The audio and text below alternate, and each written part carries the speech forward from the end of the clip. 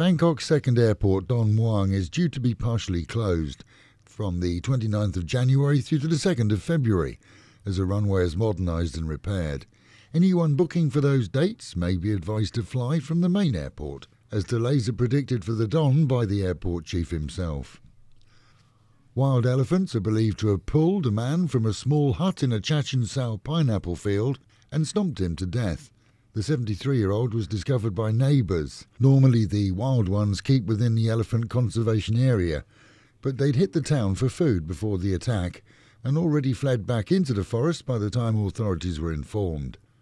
One Phuket beer distributor is ticked off over the consumption of his own product. It seems that a delivery truck overturned last week and 4 locals took advantage of the flip to help themselves to his wares. The wholesaler claims that they relieved him of 80,000 beer cans, and he's filed a complaint with police. 4 people have now been arrested. They've admitted that they saw others taking beer cans, so they did too. But it's too late. Whatever they took has been turned into urine. And a local Chonburi man with a penchant for stealing women's underwear gave evidence against himself yesterday despite being no longer alive. The Knicker-sniffer fled his latest crime scene in Sriracha on a motorbike, only to crash into a tree and die. Police and medics did their best for him. A check of his pockets for ID revealed 2 pairs of ladies' panties.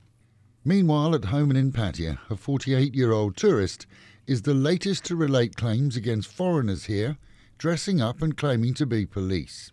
He claims he was drunk when he was stopped by 2 men claiming to be police who took him to the police station and forced him to hand over thousands of baht to let him off a charge of drug possession, and he claims that drugs were actually planted on him. Now, the Dutchman claims that a French type demanded 100,000 baht and settled for 40, but still has his debit card. This is an easy one for police to prove, as the whole of the station and surrounding areas have CCTV, and with continued and repeated claims of abuse by a handful of so-called volunteers, perhaps a review of the tapes is indeed in order to at least put these claims to rest. Hua Yai City Hall, usually quick to make essential road repairs, has so far failed to make any repairs to the back road behind the sports park, where a jet ski operation digging a few years ago has caused the road to collapse now, and other parts are left in danger.